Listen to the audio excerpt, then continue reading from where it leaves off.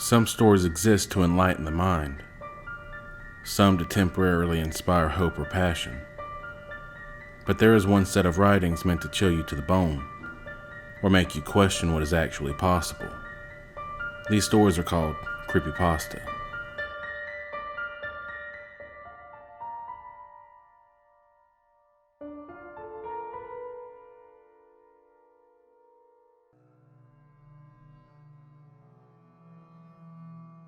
Andy counted down the minutes to lunch.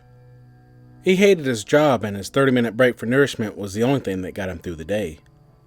The chance to leave his cubicle and consume the delicious tuna sandwich kept him sane.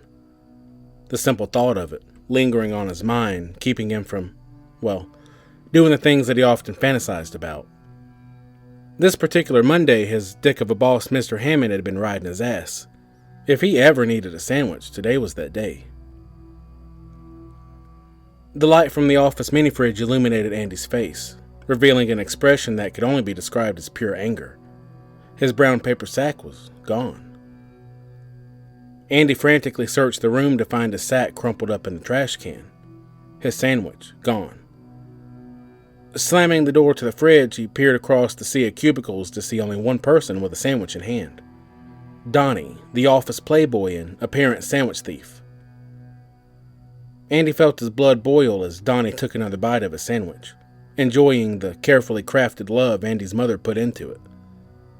He pulled out his AR-15 and started firing.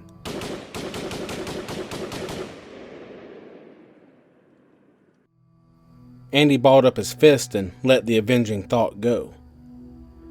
You see, Andy didn't have a gun, and although he often dreamed about it, he knew it would only accomplish his freedom being stripped away.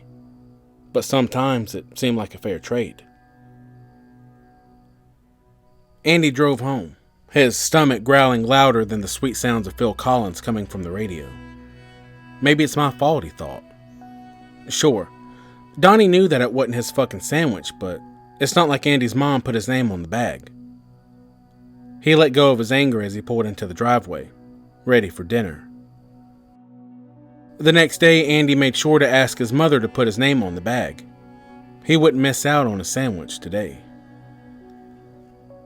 After counting down the minutes to lunch, Andy opened the office mini-fridge to see his brown paper sack in its usual place.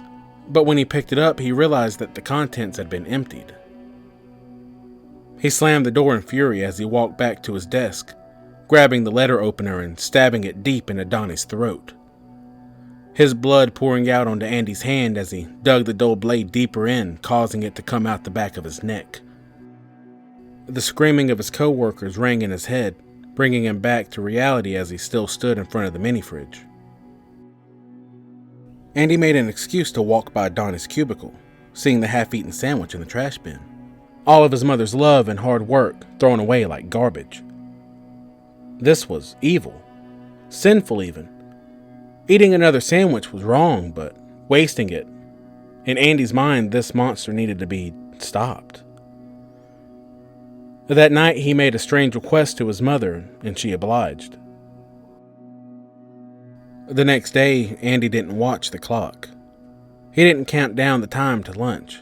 His eyes were fixated on Donnie, leaving with the sandwich in hand. He watched Donnie as he casually leaned on the desk of an attractive female coworker, taking the first bite of his sandwich.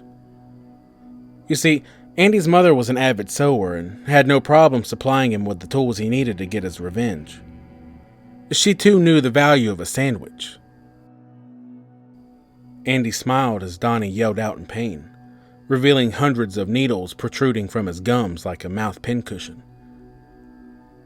Andy pulled out a second sandwich and enjoyed his lunch for the first time that week.